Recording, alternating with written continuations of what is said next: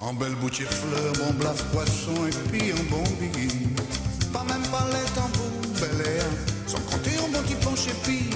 À d'un pays comme ça, c'est le bagaille plus dit, c'est un paradis. Grand bambou penché, flûte en bas mon là, la lique éclairée, la mer toujours blée, soleil café. Grand bambou penché, flûte en bas mon là.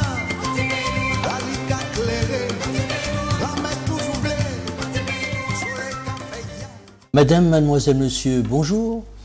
Depuis hier, on ne parle plus que de maître Odel, Alexandre Odel. Alexandre Odel qui se plaint, potier, et qui se plaint du fait qu'en Martinique, nous n'avons pas de centre de poterie. C'est vrai? Tout à fait, tout à fait. Moi, je pense que, enfin, depuis mon retour en Martinique, c'est quelque chose que j'ai découvert. Parce que on a en Martinique, le seul endroit où on peut faire de la poterie, c'est au Cermac. Et je pense qu'il y a beaucoup de gens qui demandent de faire de la poterie. Bon, au village de la poterie, vous avez des artisans aussi qui donnent des cours de poterie, mais malheureusement, ils ne peuvent pas prendre beaucoup de monde. On peut pas, vu par rapport à la demande, on ne peut pas recevoir tout le monde. Alors, il y a quelque temps, nous avons tourné un petit sujet sur votre atelier aux 2 gouttes d'eau, sujet d'ailleurs que vous n'avez pas encore vu. Alors la première chose qu'on fait, un potier, quand il a une boule de terre, la première chose qu'il doit faire, c'est taper la boule de terre sur la girelle qui tourne. Sur la girelle qui tourne. Pourquoi? Tout simplement parce qu'il faut d'abord centrer la boule de terre. Alors, et on ne peut centrer qu'en tapant. Que si la boule de terre est bien centrée sur la girelle. Hein? Et alors les sillons, là je vois des sillons concentriques qui sont sur cette girelle. Ils servent de repère? Non, juste pour que la terre, en fonction des pièces qu'on tourne, pour que la terre s'accroche bien sur la girelle. Et alors là, c'est la terre que vous travaillez, c'est de la terre de Martinique ou c'est de la terre importée? C'est de la terre importée. On me pose beaucoup la question, est-ce que pourquoi je ne travaille pas la terre d'ici? Tout simplement, il y a de la bonne argile en Martinique. Seulement, il faut de la préparation. C'est très long à préparer. Artisanalement, on ne peut pas le faire. Alors on me dit, mais oui, mais dans le temps, on travaillait les argiles de Martinique. Les potiers travaillaient. Bien sûr, ce n'est pas les potiers qui travaillaient. C'était nous, les gamins. C'était les apprentis qui préparaient de l'argile pour les potiers. Et ça, toutes les semaines, on préparait de l'argile. Ça veut dire qu'il y avait une quantité d'argile disponible pour les potiers. Et c'est pour ça que je dis, mais actuellement là, c'est pas rentable pour moi personnellement de payer quelqu'un ou de fabriquer mon argile moi-même. J'ai calculé, ça me revient 5 fois moins cher de faire rentrer de l'argile, que je connais en plus. Je suis habitué à travailler depuis une trentaine d'années en métropole. En métropole, vous avez travaillé où? Alors, j'ai travaillé en Picardie et en Normandie, où j'ai vraiment exercé mon métier pendant 20 ans, où j'étais potier faïencier en Normandie. La première chose qu'on doit faire là je vais vous faire une carafe. Pour faire une carafe, la première chose, il faut centrer la boule de terre. Ça, c'est la première technique. La deuxième chose, on fait un trou. Alors, tout en faisant le trou, le pouce qui est à l'intérieur est en train de calculer l'épaisseur du fond. Mais tout est en fonction de la main du potier. Tout est fait avec les doigts du potier. Il y a une certaine sensibilité. Non, mais je parlais aussi de longueur de la chose. Si on a des petites mains comme moi, c'est difficile. On peut avoir de toutes petites mains, non? Il y a des techniques. Vous avez différentes techniques. Là, je suis en train de faire le fond de la pièce. Si j'avais une plus grosse boule de terre, je n'aurais pas travaillé de la même façon. Il aurait fallu que je mette toute la main à l'intérieur. Tandis que là, je peux mettre une main à l'extérieur et une main à l'intérieur. Une fois que j'ai fait le trou, là, je vais évaser le trou. Et voilà les 3 techniques de base. Le centrage, le trou et on évase. Et en fonction de l'évasement, on fait la pièce. Parce que là, vous n'avez rien fait encore. Là, j'ai rien fait. J'ai fait que centrer, j'ai fait le trou et là, j'ai évasé. Mais c'est à partir de ce moment-là, de l'évasement, on choisit ce qu'on veut faire. Parce que qu'est-ce qui est important? Tout simplement parce qu'une fois qu'on a fait ces 3 techniques-là, si on veut faire une pièce en hauteur, par exemple une carafe, on est obligé de faire un cylindre. Et c'est à partir de ce moment-là qu'on choisit le diamètre du cylindre. Là, j'ai choisi le diamètre du cylindre ou tout simplement le fond. On voit ici, c'est très large, mais c'est le fond, en fin de compte, qui est le diamètre. Voilà le diamètre de mon cylindre. Une fois le cylindre fini, ça va être de ce diamètre-là. Pas de ce diamètre, mais de l'indiamètre du mètre intérieur. Et là, maintenant, à partir de maintenant, je vais monter la terre. Alors, pour monter la terre, pour faire le cylindre, j'ai un doigt à l'intérieur. Vous avez le fond de la pièce. Ça veut dire que le doigt qui est à l'intérieur ne touche pas la girelle. Mais le pouce qui est à l'extérieur touche la girelle. Et qu'est-ce que je fais? Je vais faire une pression. Et là, j'obtiens un bourrelet. Eh bien, c'est ce bourrelet-là qui va me permettre de monter la terre.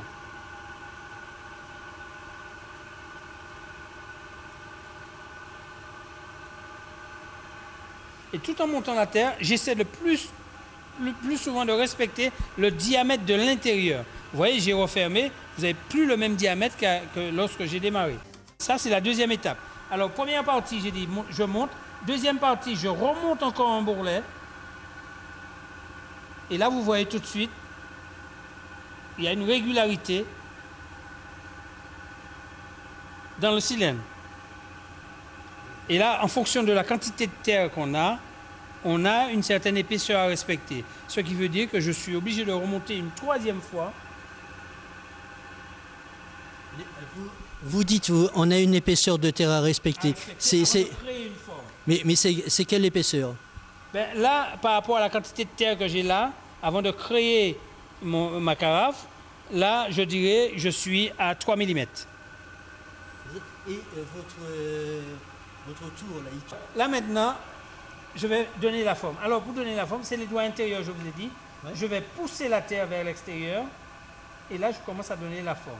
Et là, vous avez vu, l'extérieur, le steak lisse et maintient en même temps la terre.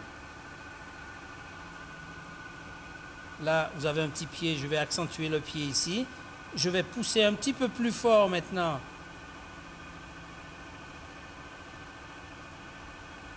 De l'intérieur, c'est toujours de l'intérieur et je maintiens seulement à l'extérieur. Donc toute la poterie, la forme se fait à l'intérieur. Et la main extérieure sert juste à centrer et à éviter les débordements. Voilà, tout à fait, à maintenir la terre. Mais toute forme se crée de l'intérieur.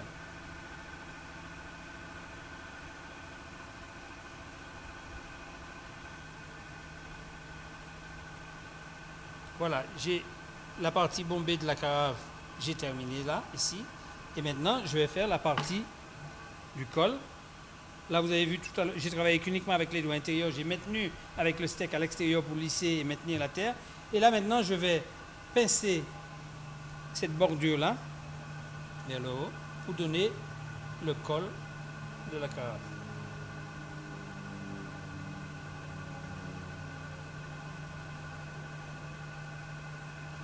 Alors là, d'abord, j'ai refermé. Alors ça, on imagine exactement le même travail que j'ai fait tout à l'heure.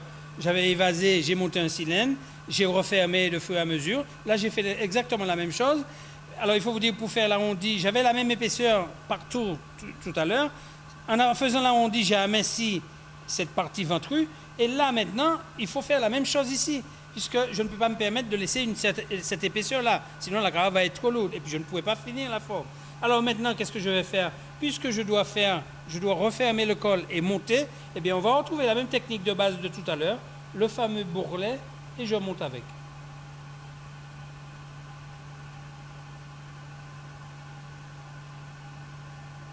Le col se monte. Et le col se monte. D'où l'expression se monter du col. Voilà, exactement. Voilà, alors j'ai fait la première partie du travail avec les doigts, vous avez vu, et maintenant avec le steak, on va finir la forme.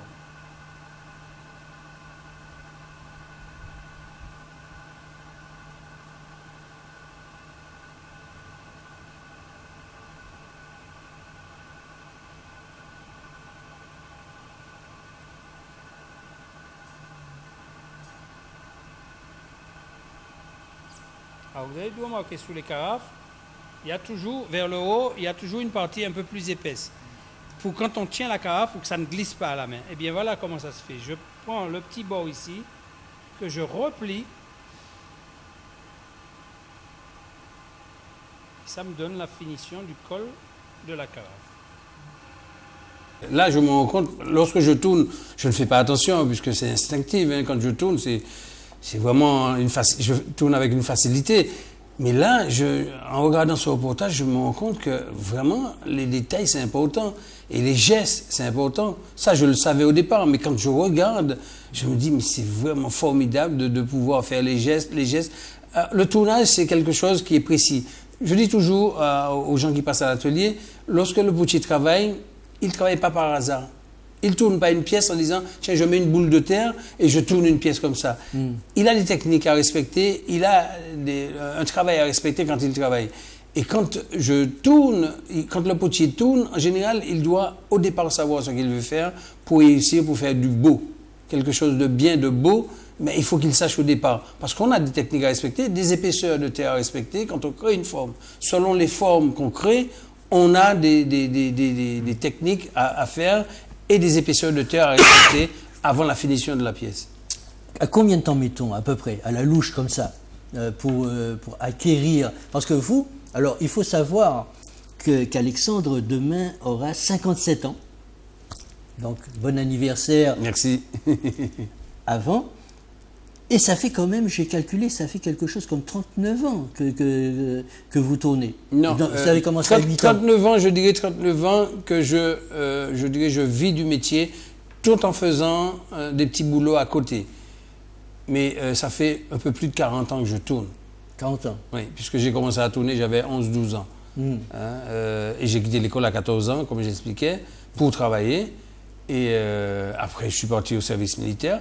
Mais après le service militaire, en fin de compte, dans toutes les villes que j'ai pu fréquenter en métropole, il y avait des ateliers de poterie et je continuais à faire de la poterie. Et je dirais, oui, c'est à peu près, je dirais une quarantaine d'années où je suis vraiment dans le métier, que ce soit en Martinique ou en métropole. Et alors, quand vous étiez en Martinique, c'était de la poterie, plutôt de la poterie utilitaire. Et puis, d'après ce que vous m'avez dit, c'est en France, avec des ecclésiastiques, que vous avez appris l'art de la céramique. Voilà. D'ailleurs, vous nous avez amené deux céramiques. Tout à fait. La terre mêlée, qu'on voit ici, et une faïence de couleur, avec des superpositions de couleurs qui vous donnent des dégradés sur la pièce. Quoi. Ouais. Et alors, c'est en France que vous avez appris ces techniques-là? Oui, alors c'est vrai, au village de la poterie, on faisait que de la poterie traditionnelle. Sauf, il y a quelqu'un que j'ai connu quand j'étais gamin, je me souviens toujours de lui, qui s'appelle Prifère, qui faisait de la céramique. Prifère, qui habitait à Saint-Pierre, qui avait un atelier à Saint-Pierre. Il est mort il y a quelques mois. Malheureusement, j'ai pas pu aller. J'avais pris rendez-vous avec lui, j'ai pas eu le temps de le voir, quoi. Mais je l'ai connu petit. Quand j'étais petit, j'allais dans son atelier et je regardais ça. Bon, je ne connaissais pas la faïence, quoi. Et c'est lorsque je suis parti pour le service militaire, un an après mon service militaire, où j'ai été faire un stage de plomberie dans le nord de la France, et dans le centre où je faisais de la plomberie, qu'est-ce que je retrouve? Un atelier de poterie, en loisir. Alors, qu'est-ce que j'ai fait? J'ai commencé à travailler. Il y avait des produits, des émaux pour faire de la faïence et tout. Moi, je ne connaissais pas, j'ai pris des couleurs, j'ai mis sur des pièces. J'ai trouvé ça bien. Et après mon stage de plomberie, j'ai mon prof de plongée sous-marine, puisque j'ai fait un peu de plongée sous-marine là-bas, qui me dit, tiens, je vais te faire connaître un potier. Ben, qu'est-ce qu'il me fait connaître? Un potier, un potier qui est prêtre. Oui, on peut faire les deux. Voilà, un ami prêtre, qui est devenu un ami, et où j'ai passé un an chez lui. Mais là, c'était vraiment un artiste, vraiment. Et qui veut dire que dès mon arrivée en métropole, j'ai commencé tout de suite à connaître les personnes qu'il fallait pour pouvoir travailler la céramique. Vous êtes né sous une bonne étoile, quoi. Si vous êtes né sous une bonne étoile. Et alors, on dit toujours celui qui ressemble à sa mère a beaucoup de chance. Et je ressemble beaucoup à ma mère. Voilà. Pendant que j'y pense, je lui fais un petit coucou à maman, qui a 90 ans, qui va avoir 91 ans cette année. Nous la saluons bien bas. Mais en plus de ça, alors, en étudiant votre histoire, on n'échappe pas à son destin. Parce que voilà un homme qui naît à la poterie, dans l'habitation poterie, et qui en fait donne l'impression de ne pas vraiment aimer la poterie, quoi. C'est la fatalité, machin. Vous êtes parti pour faire vos services militaires, mais vous échappez un petit peu de l'habitation et puis trouver un solide métier pour revenir et vous installer. Parce que vous ne croyiez pas. Mais c'est pas vraiment à la poterie. Mais et la non. poterie vous a rattrapé. Mais oui, c'est ça que je dis. Quand je suis parti, j'ai quitté la Martinique, j'ai fait de la poterie, d'accord, mais je ne pensais pas faire ça comme métier. Parce que la preuve, après le service militaire, j'ai fait un stage de plomberie, j'avais pas de métier, comme l'école et moi, comme j'ai expliqué.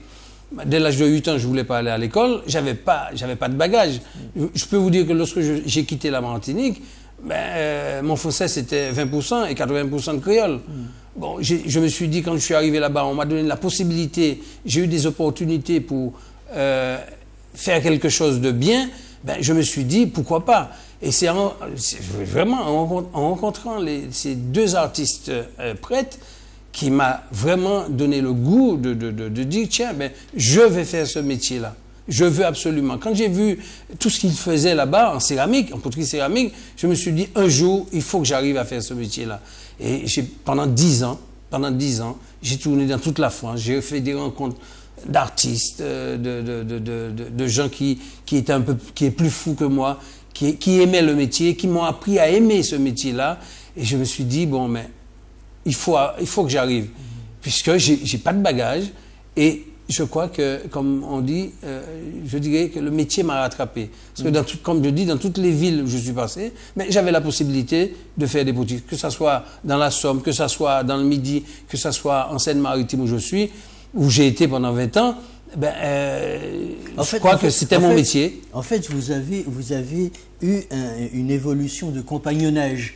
Tout à fait. Comme au Moyen-Âge, les artisans faisaient leur tour de France des compagnons, et c'est ce que vous avez fait sans que ça soit nommé, quoi. Voilà, c'est tout à fait une forme de compagnonnage. Ce qui fait que vous connaissez un petit peu, à peu près, toutes les techniques que l'on retrouve de céramique et de poterie en France, quoi. Oui, tout à fait, parce que quand je me dis pendant 10 ans, tout en ayant un petit boulot pour vivre, j'ai vraiment appris toutes les techniques, la plupart des techniques en poterie céramique.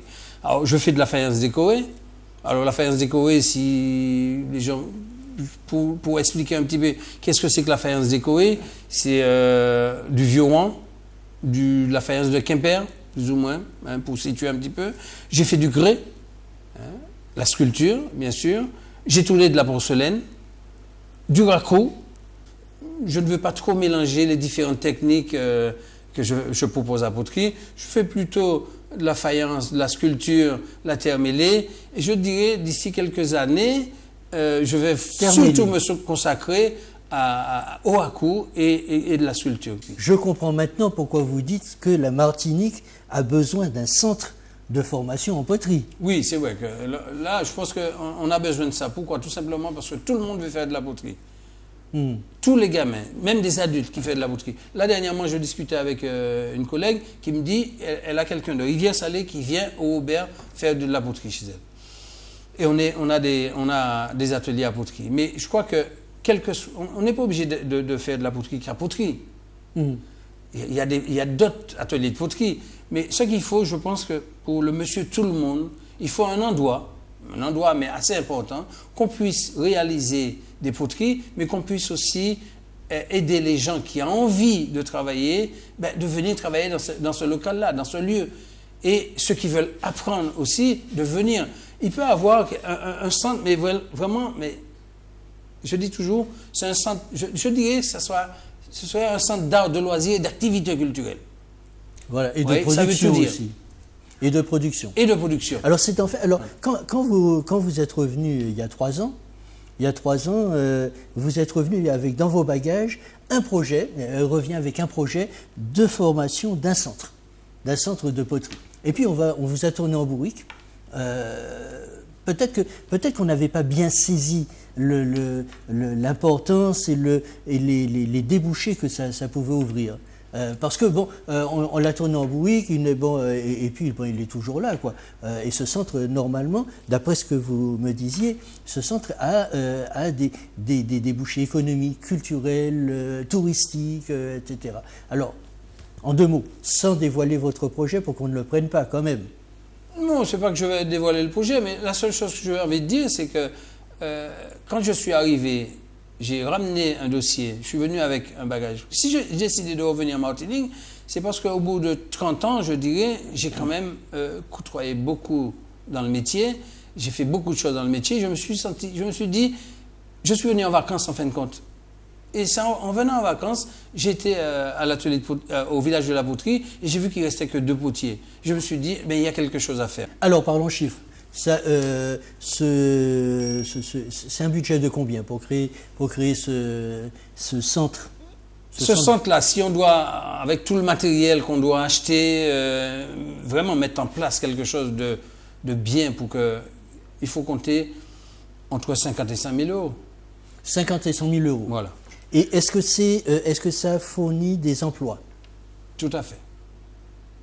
De premier temps, ça va fournir très peu d'emplois, mais le but de ce centre que j'avais envie de faire, bien tout simplement, c'est de former d'abord des gens qui, eux, après, pourront être à la disposition de ceux qui veulent venir apprendre. Alors, former, mais aussi les envoyer aussi, voir ailleurs. Parce qu'il faut dire que si on reste chez soi, on regarde que ce qui est fait chez soi, qu'on ne voyage pas, qu'on n'essaie pas de voir ce qui se fait ailleurs, on peut arriver, mais je crois que c'est très enrichissant de pouvoir aller voir ailleurs ce qui se passe. Et c'est très important de alors, pouvoir. Vous me disiez aussi, on a vu le côté artisanat, économie, et au niveau touristique, vous me dites, ça aussi a un grand intérêt. Mais oui, ça a un intérêt. Pourquoi? Tout simplement parce qu'on a quand même un pays qui est riche, que ce soit en faune, en fleurs, énormément de choses qu'il y a en Martinique. Eh bien, pourquoi ne pas, au lieu de faire entrer des produits de Madine qui sont marqués Martinique dessus, pourquoi ne pas les créer ici? Tout le monde, tous les touristes que je vois, ils vont acheter un colibri qui pique une fleur, qui est marqué Martinique. Et ça, on peut le faire. Les oiseaux, on a des oiseaux, on a des fruits ici, on a des paysages. Mais tout ça, on peut créer ça. Et on peut même créer des emplois pour des gens qui peuvent créer ces pièces pour pouvoir faire en série. Ça veut dire créer des modèles et faire des moules et sortir des pièces en série. Et c'est le centre qui produirait... Mais oui, le centre qui produirait. Alors, le centre peut autofinancer sa production. Donc c'est une activité rentable immédiatement, quoi. C'est pas une spéculation. Je dirais pas rentable immédiatement, mais sous le long, puisque il faut une aide au départ pour pouvoir créer ça. Et je pense qu'au bout d'un certain nombre d'années, le centre est capable de se gérer lui-même. Alors revenons à un point que lors du reportage, vous avez dit que vous utilisiez de la terre importée, alors qu'en Martinique, il y a de la terre. Oui. Mais il faut la préparer, c'est ça? Mais oui, il faut la préparer. Il n'y a pas de centre pour préparation de terre? Voilà encore quelque chose qui peut être créé dans ce centre, avec du matériel pour préparer l'argile. Parce que l'argile, ça ne se fait pas comme ça. Mais tout simplement, nous, les potiers... dans le temps, moi, quand j'étais jeune, on était à plusieurs à préparer l'argile pour les potiers. On allait chercher l'argile, on faisait décanter l'argile, on remuait l'argile, on faisait une barbotine avec l'argile qu'on tamisait pendant un certain nombre de jours. Et le potier, automatiquement, il avait toujours de l'argile de disponible. Mais actuellement, là, vu la conjoncture, moi, je ne peux pas, moi, personnellement, payer quelqu'un pour me préparer de l'argile. Même moi, personnellement, je ne peux pas me permettre de passer plus de temps à préparer de l'argile que de travailler. Alors, qui fait que ça, c'est quelque chose qui est faisable en Martinique, parce qu'on a de l'argile. Bien sûr, après, il faut trouver des lieux pour récupérer ces argiles, mais je pense qu'il y a possibilité d'avoir de la bonne argile pour le futur. Dans ce centre dans votre projet de centre de poterie, on peut très bien entrevoir une partie fabrication d'argile. Tout à fait. Et donc, c'est voilà, créateur d'emplois. Tout à fait. Donc, vous voyez, on croyait que la crise frappait partout. Il y a une niche en Martinique. Et puis il y a l'argile. Il y a l'argile, mais il y a aussi la décoration. Parce que moi, j'ai fait de la décoration pendant 20 ans en faïence. Qui veut dire que lorsqu'on a un objet, on peut la décorer. Mais ça, des décorateurs, des décoratrices, ça c'est quelque chose que j'ai envie aussi de transmettre. C'est pour ça que je dis, quand on parle de poterie, il y a beaucoup de corps de métier qui peut réunir, S'agréger, oui. s'agréger et faire quelque chose de beau. Mais Et quand on fait du beau, on fait du bien. je crois que ce sera le mot de la fin. Quand on fait du beau, on fait du bien. À ceux qui regardent. Alexandre Odel, nous vous remercions. Merci. En belle boutique fleur, bon blaf poisson et puis un bon biguine. Pas même pas les tambours, bel air. Sans compter un bon petit planche et puis, à un pays comme ça, c'est le bagaille plus dit, c'est en paradis. Grand bambou penché,